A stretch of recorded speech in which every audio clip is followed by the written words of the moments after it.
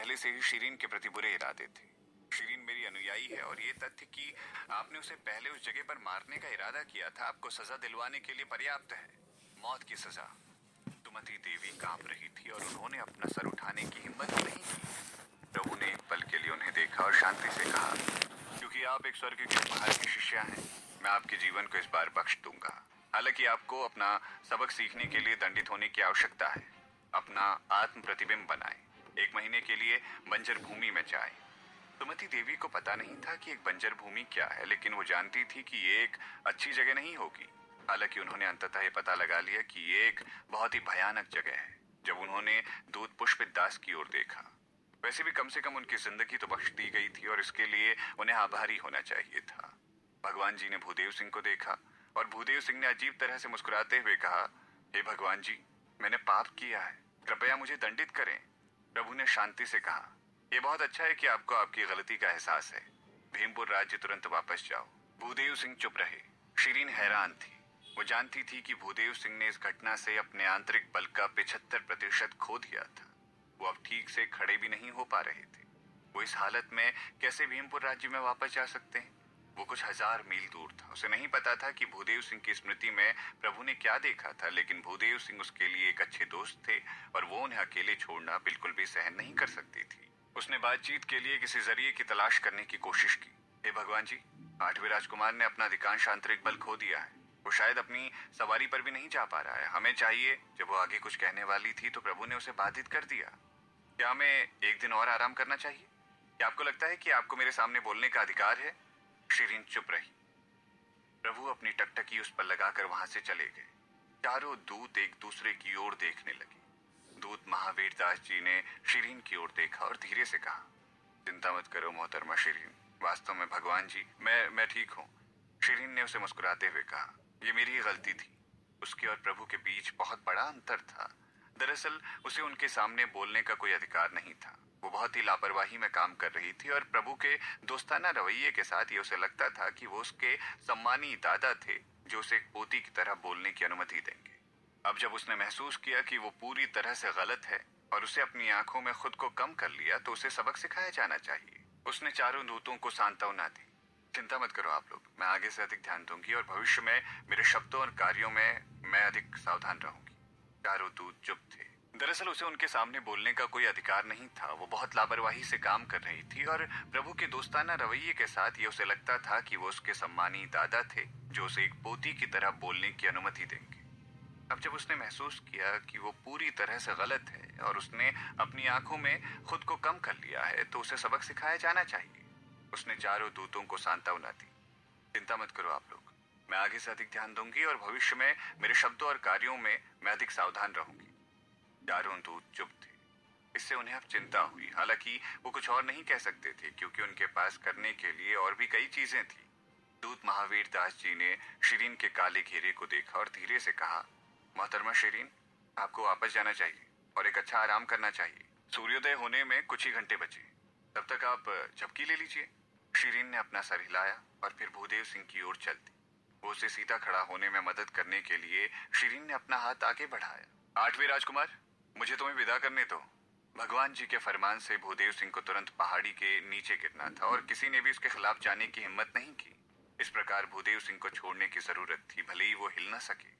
पहाड़ी के किनारे की सड़कें सभी घुमावदार सड़कों से बनी थी और गाड़ी चलाना उनके लिए उपयुक्त नहीं था। वो केवल पहाड़ी पर चल सकते थे या घोड़े पर सवार हो सकते। हालांकि वो अपनी वर्तमान काया के आधार पर दोनों नहीं कर सकते थे। शीरीन ने उन्हें पहाड़ी पर लाने और उनके लिए एक गाड़ी ढूंढने की योजना बनाई। फिर वो उसे एक बेहतर गाड़ी से वापस भेज सकती थी जब वो निकटतम शहर पहुंचेगी। इससे पहले कि वो उसका हाथ भूदेव सिंह की बाह तक पहुंच पाता, उसे बड़े मौर्य संत जी ने रोक दिया। शीरीन, मुझे उसे विदा करने दो। तुम्हारे लिए उसे भेजना उचित नहीं होगा और मेरे पास एक उड़ने वाला हंस भी है जो हमें घाटी के शहर में पहुंचा सकता है, सिर्फ 1 घंटे में। उन्होंने भूदेव सिंह को चलाया और उड़ने वाले हंस को बुलाया। 1 मिनट से भी कम समय में वो दोनों हंस पर थे और वो पलक झपकते ही उड़ गए।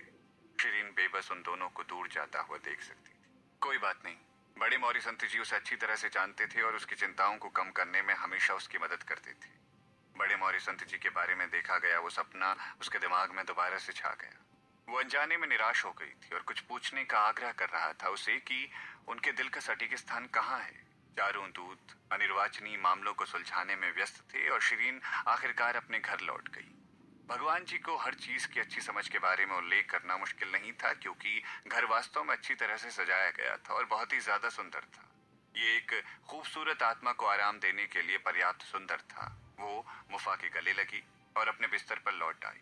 उसने उस पैजामे को नहीं बदला जो उसने अपने लिए बनाया था, क्योंकि वो बहुत पतला था।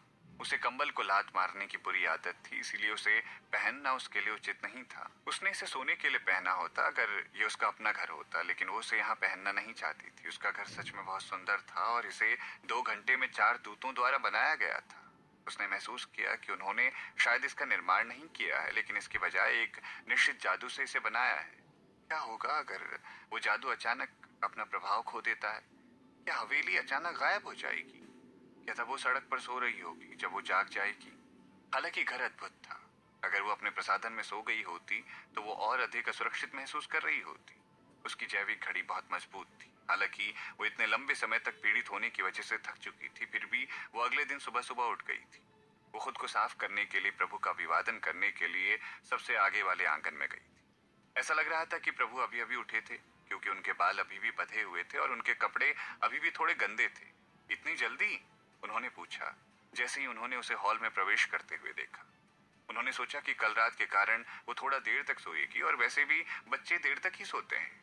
शिरीन ने उन्हें अपना पूरा सम्मान दिया और अभिवादन के साथ कहा, शिरीन हमेशा सुबह का अभ्यास करने के लिए जल्दी उठती है। प्रभु ने उसके सर को देखा और महसूस किया कि वो अभी भी फर्श पर घुटने टेक कर बैठी हुई थी। वो उसको घुटने टेकते हुए देखने के आदी नहीं थे, भले ही वहां लोगों का उनके सामने घुटने टेकना बहुत आम बात थी। उठो, और आपको हर दिन मुझे ऐसे सम्मान देने के साथ सुबह शुरू करने की जरूरत नहीं है, शिरीन ने जवाब दिया और जमीन से उठ गई।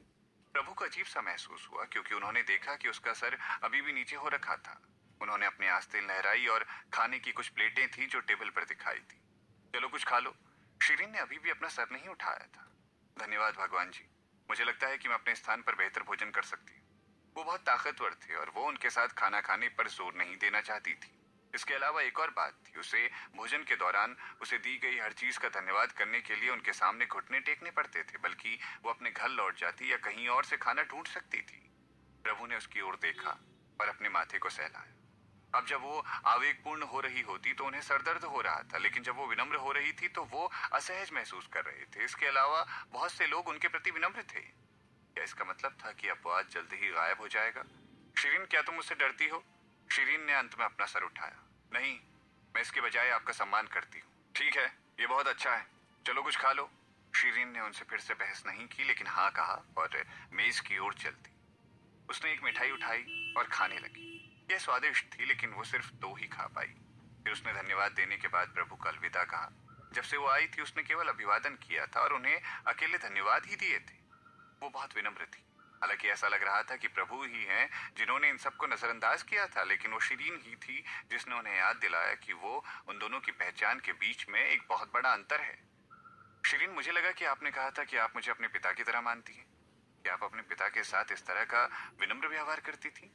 वो जानते थे कि उसने हमेशा अपने पिता को गुस्से से पागल किया था। नहीं, मैं गलत थी। मैंने आपको पिता के रूप में कभी भी समझने की हिम्मत नहीं की।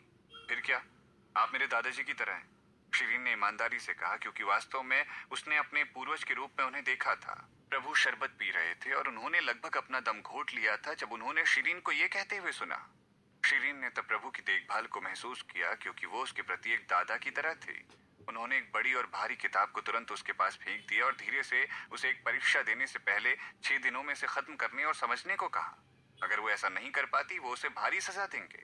उसे 10वें भाग के लिए एक पैर पर महर्षि विद्यालय के आसपास दौड़ने की जरूरत होगी। इस विद्यालय का एक ही दौरा 20 मील जितना है, जिसका मतलब है लगभग उसे 200 मील दौड़ना होगा। क्या भयानक सजा है। जब वो अपने घर लौटी तो शिरीन ने खुद को किताब में दफन कर लिया। हालांकि मसल बिल्कुल भी स्थिर नहीं रह सकता था। वो उसके कपड़े पर लिपट गया और उसने सोचा कि वो उसे टहलाने ले जाएगी, लेकिन शिरीन ने उसे पीछे कर दिया, क्योंकि वो इस समय को बुद्धिमानी से इस्तेमाल करना चाहती थी। मसल निराश था, इसीलिए उसने मुफा का दौरा किया। अफसोस की बात है कि मुफा अभी भी युवा है और उसे अधिक नींद की जरूरत थी। हालांकि ये हवा मारक के साथ गुपचुप तरीके से होने के बजाय चुपके से शिरीन के कंबल में घुसकर सोना पसंद करता था। ऐसा प्रतीत हो रहा था कि ये मानव आभा का आदी था, क्योंकि ये शिरीन की आस्तीन में खुद को सिकोड़ कर बैठा हुआ था और जब वो उठी तो उसने सोना जारी रखा था। मसल ने सोचा कि वो मुफा को अपनी मुफ्त की सवारी के रूप में प्राप्त कर सकता है, इसलिए उसने उसे जगाने के लिए मुफा की पूंछ को खींच लिया। हालांकि उसे पसंद नहीं आया और उसने मसल को खरोंच दिया, क्योंकि ये गुस्से से पागल हो गया था। मसल का खोल खरोंच से लगभग टूट ही गया था। मसल ने इसे फिर से छेड़ने की हिम्मत नहीं की और हवा मारक को खोजने के लिए दूर चला गया। हवा मारक एक अच्छी माँ थी। वो कहीं नहीं जा रही थी अगर उसके बेटे ने उसे रहने के लिए चुना था। वो केवल शिरीन के घर में रहना चाहती थी। मसल को गुस्सा आ गया। शिरीन ने उसे परेशान नहीं किया, क्योंकि वो पढ़ाई में व्यस्त थी। उसने रात होने तक अध्ययन किया और अंत में महसूस किया कि एक दिन बीत चुका था और अब उसका पेट आवाज करने लगा था। एक अवधि के भीतर मुफा बाहर भाग गया और साथ ही ये भूखा भी था। उसने शिरीन की पोशाक खींचने की कोशिश की, लेकिन उसने कोई जवाब नहीं दिया। इस प्रकार उसने अकेले भोजन खोजने का फैसला किया। हालांकि हवा मारक ने भी इसका पालन किया, इसीलिए जब शिरीन पुस्तक से बाहर निकलने के बाद इन्हें ढूंढ रही थी तो उसने महसूस किया कि वो घर में अकेली थी और तीनों में से कोई भी पालतू जानवर अभी तक वापस नहीं आया था। वो बिल्कुल भी चिंतित नहीं थी, क्योंकि उन तीनों को तंग करना आसान नहीं था। इसके अलावा मसल को शिकार करना पसंद था, इसलिए शिकार करने चला गया होगा। मुफा के लिए, हालांकि अभी युवा था, ये एक स्तर 8 का राजसी जानवर था। इधर उधर के जानवर उससे डरते थे और खास तौर पर तब उससे कोई कुछ नहीं कह सकता था जब हवा मारक उसके आसपास होती थी। वो आज सुबह से भगवान जी द्वारा दी गई 2 मिठाई खाने के बाद से भूखी थी और उसे इस हद तक भूखा रखा गया था कि उसकी आंखें कमजोर हो गई थी। उसने सोचा और प्रभु से कुछ भोजन प्राप्त करने का फैसला किया। हालांकि प्रभु की हवेली खाली थी और वहां देखने को एक व्यक्ति भी नहीं था। वो थोड़ा निराश हुई और उसने बाहर किसी को पुकारने की कोशिश की। उसने कोई प्रतिक्रिया नहीं सुनी और प्रवेश करने का फैसला किया। घर में चमकदार मोती चमक रहे थे, लेकिन वहां कोई नहीं था। उसे पता नहीं था कि प्रभु कहाँ गए हैं। वो फिर चारों दूतों की तलाश करने के लिए सबसे आगे वाले आंगन में पहुंच गई। हैरानी की बात यह थी कि वो वहां किसी को भी देख नहीं पाई थी। क्या भगवान जी ने अपने लोगों के साथ उस जगह को छोड़ दिया था? क्या वो फिर से वापस आएंगे? भगवान जी अपने अप्रत्याशित पैरों के निशान के लिए अच्छी तरह से जाने जाते थे। वो हमेशा आते थे और अपनी पसंद के हिसाब से एक जगह को छोड़कर चले जाते थे और उन्हें किसी को सूचित करने की जरूरत नहीं होती थी। इसीलिए उसने तीनों राजसी प्राणियों को तलाश करने का फैसला किया।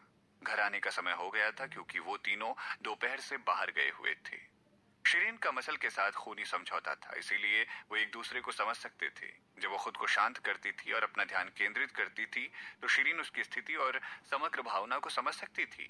मसल गुस्से में पागल और काफी डरा हुआ लग रहा था, फिर भी गर्व महसूस कर रहा था और ये पीछे की पहाड़ी पर था। इस तरह की इतनी सारी जटिल भावनाओं का कारण क्या हो सकता है? उसकी दूरी की गणना करने के बाद शिरीन ने विचार किया और टेलीपोर्ट कर लिया। जंगल में एक झील थी और एक विस्तृत आंगन भी था। संस्कृत वर्ग से एक हल्के बैगनी रंग की वर्दी पहने 5 छात्र वहां थे और उसका मसल उन पांचों से घिरा हुआ था और ये अपने मूल आकार में बदल गया था। उसके खोल में वो छोटा बच्चा घायल लग रहा था, क्योंकि उसके मुंह से खून बह रहा था और उसका एक पैर हिल रहा था। जाहिर है ये उन बच्चों द्वारा तंग किया जा रहा था। हालांकि उदास नहीं था, क्योंकि उसके अंदर बैठे छोटे बच्चे ने अपने हाथों को अपनी कमर पर रखते हुए चिल्ला कर कहा, आप मेरा कुछ भी नहीं बिगाड़ सकते हैं। मैं प्रभु के शिष्य का राजसी जानवर हूँ। मेरे गुरु आपको खोजने के लिए निश्चित रूप से यहाँ आएंगे। मुझे मार दो, मुझे फर्क नहीं पड़ता, लेकिन अगर मेरी मालकिन ने बदला लेने का फैसला किया तो भगवान निश्चित रूप से एक भूमिका निभाएंगे इस सब में और वो आप सभी को मार डालेंगे। शिरीन लगभग जमीन पर गिर गई थी उसकी बातें सुनकर। वो कई बार मसल के अहंकार को समझ नहीं पाती थी। ये ऐसा था जैसे कि ये खलनायक था जो एक नाटक में अपने नेता से सत्ता पर अधिकार करके कमजोरों को धमकाना पसंद करता था। वो एक अच्छी जगह पर खड़ी थी, क्योंकि वो वहां छिप सकती थी और छात्रों और मसल के बीच की बातचीत को भी सुन सकती थी। ऐसा लग रहा था मसल की धमकी ने अपना काम कर दिया। संस्कृत कक्षा के छात्र एक दूसरे को देख रहे थे और उनमें से एक ने कहा, मुझे लगता है कि हमारे लिए यही बेहतर होगा कि हम इसे नहीं मारें। इसके गुरु से निपटना आसान नहीं है। किसी ने असहमति जताई, तो क्या उसके पास हमारे साथ करने को सही तर्क है ही क्या? मसल ने अपनी पौराणिक सवारी को निगल लिया है। मैं इसे जाने नहीं दे सकता। मैं इसे जाने नहीं दे सकता। वो क्या कर सकती है? उसकी आध्यात्मिक शक्ति केवल 5 स्तर की है। वो गुरु वर्ग के अंतिम वर्ग में भी सबसे कमजोर छात्र के साथ प्रतिस्पर्धा नहीं कर सकती है। वो एक काली बिल्ली है और उसने हमारे वर्ग के 3 छात्रों को परेशान किया है। आप सही कह रहे हैं। उसने हमारे संचालक को भी सजा दिलाई है। वास्तव में वो इतनी सक्षम नहीं है और मुझे वास्तव में पता नहीं है कि प्रभु ने उसे अपनी शिष्या के रूप में क्यों भर्ती किया है। क्या वो सुंदर है? सुंदर है। किसी को हंसी आ गई और धीरे से उसने कहा, मैंने सुना है कि वो भीमपुर राज्य की सबसे बदसूरत लड़की है, क्योंकि उसके माथे पर एक अद्भुत जन्म का निशान है। कोई फिर से हंसा। हालांकि उसकी विशेषताएं काफी अच्छी है। मुझे लगता है कि उसने उसकी वर्तमान उपस्थिति नहीं देखी है। जन्म चिन्ह को अब शायद ही देखा जा सकता है। मैंने उसे हाल ही में देखा, वो बहुत सुंदर लग रही थी। शायद ही वो देखा जा सकता है, इसका ये मतलब नहीं है कि अब वो उसके माथे पर नहीं है। किसी ने असहमति जताई। शायद वो इसे ढक देने के लिए एक निश्चित प्रकार के जादू का उपयोग कर रही थी। एक उस जादू को हटा देने के बाद उसकी बदसूरती के कारण लोग अपनी आंखों को बाहर निकाल लेंगे। हम इस मसल के साथ क्या करने वाले हैं, अब इस बारे में बात की जानी चाहिए। हमें इसके गुरु के बारे में बात नहीं करनी चाहिए। अंत में किसी ने मूल चर्चा पर वापस आने की कोशिश की। मसल उनका पसंदीदा पालतू जानवर है। इससे पहले उसकी मालकिन के बारे में चर्चा करनी चाहिए। कोई अभी भी इस पर बहस करना चाहता था। चलो बस अब उसकी सुंदरता के बारे में बात करना बंद कर देते हैं। वो सुमति देवी से बहुत दूर है खूबसूरती के मामले में। सुमति देवी सबसे सुंदर लड़की है। मुझे लगता है कि प्रभु ने उसे अपनी शिष्या के रूप में भर्ती करने का एक ही कारण ढूंढा है कि वो बहुत चालाक है। भीमपुर राज्य में उसकी खबरों के बारे में आपने सुना है? वो बहुत कमजोर हुआ करती थी और कोई भी उसके बारे में पहले कुछ नहीं जानता था। हालांकि अब सबको ऐसा लग रहा था कि वो किसी बुरी आत्मा के वश में है, क्योंकि वो अचानक बदल गई है। कोई नहीं जानता था कि उसने कौन सी चालें चली जिसे उसने वजीर श्याम सिंह को मजबूर कर दिया शकुंतला देवी को मार डालने के लिए, जो कि उनकी आधिकारिक बीवी थी। उन्होंने शशिकला और रमाकांत राव को भी मरवा दिया। उसके लिए यही सब सही है। उसकी बहनों में से एक और छोटी बहन की उसने जीप कटवा दी थी और उसे देश से निकलवा दिया था और सीमा पर भिजवा दिया था। लोगों ने कहा कि वो सीमा पर पहुंचने से पहले ही मर गई थी। यहाँ तक कि वो श्रवण सिंह को भी आकाशी ऋषि व्यास साहू जी के आदेश के तहत मरवा चुकी थी। वजीर श्याम सिंह का परिवार अब टूटा हुआ माना जाता है और वो इस सब के पीछे की योजना करता थी। अजीब बात यह है कि उसने अपने और अपने पिता के बीच के बंधन को भी काटने की हिम्मत कर दी। वो अपने परिवार की इतनी सारी त्रासदियों का कारण बनी हुई थी। उसी के कारण ये सब हुआ है। उसकी वजह से कितने प्राणों की आहुति दी गई है। क्या आपको पता नहीं कि वो एक तरह की बहुत ही दुष्ट व्यक्ति है, चालाक औरत। मैं इस तरह की लड़की से नफरत करता हूँ, लेकिन प्रभु उसे अपने अनमोल धन की तरह संभालते। और यही बात इस मसल को हमें धमकाने की अनुमति दे रही है। सभी लोग इस कथन से सहमत थे। वो लगभग 15-16 साल के थे, जो लापरवाह होने की सामान्य उम्र थी। इसीलिए जितना अधिक वो उसके बारे में बात कर रहे थे, वो उतने ही आग बबूले होते जा रहे थे। जब वो मसल को देखते थे तो बहुत गुस्सा हो जाते थे। उनमें से एक ने शैतानी हंसी हंसी, ये मसल ऐसा चालाक है, ये हमारी पौराणिक सवारी खाने के बाद भी अहंकारी हो रहा है। ये हमारे ओहदे के बारे में बिल्कुल भी ख्याल नहीं कर रहा है। मैंने सुना है कि मनुष्यों को खाने के लिए इस्तेमाल किया जाता है। इसका मतलब ये एक राक्षस है। अगर हम इसे मारते हैं तो हम एक अच्छा काम कर रहे हैं। क्या होगा अगर इसका मालिक हमसे बदला लेने के लिए आ जाए? हमें गणनात्मक नहीं होना चाहिए। उसे मसल के एक झोले के साथ क्षतिपूर्ति करना चाहिए। उसकी युद्ध कला तकनीक कुछ भी नहीं है, लेकिन मेरी चिंता यह है कि वो प्रभु के सामने हमारी ओर उंगली उठा सकती है और प्रभु से हमें दंड देने को कह सकती है। ये मसल का दोष है और प्रभु हमेशा निष्पक्ष रहे। वो पक्षपाती नहीं होंगे। मेरा मानना है कि प्रभु केवल मसल के कारण हमें दंडित नहीं करेंगे। आपको पता नहीं होगा, लेकिन प्रभु उसे पसंद करते। और जब वो यहाँ आए थे तो वो बहुत पागल हो गए थे। वो तुरंत उसे जेल से बाहर ले गए थे। उन्होंने उसके लिए न्याय की मांग की और हेडमास्टर को दंडित भी किया था। मुझे लगता है कि प्रभु कुछ हद तक उसकी तरफदारी करते। वो उसकी ओर हल्के से झुके हुए हैं। लेकिन प्रभु ने मसल की बजाय उसे पसंद किया है, क्यों है ना? चलो इसका मतलब बस अब हम मसल को मार सकते हैं ना? शिरीन कुछ भी नहीं कर सकती, भले ही वो प्रभु के सामने हमें क्यों ना ले जाए। क्या आपको लगता है कि प्रभु हमको सिर्फ इसीलिए मार देंगे, सिर्फ एक मसल के लिए? हम संस्कृति वर्ग के सभी उत्कृष्ट शिष्य हैं और महर्षि विद्यालय की स्थापना भगवान जी ने खुद की थी। वास्तव में हम सभी को प्रभु के चेलों में से आधा माना जाता है। इसमें से बदतर स्थिति यह है कि वो हम सबको कुछ दिनों के लिए निलंबित कर देंगे, बस और क्या।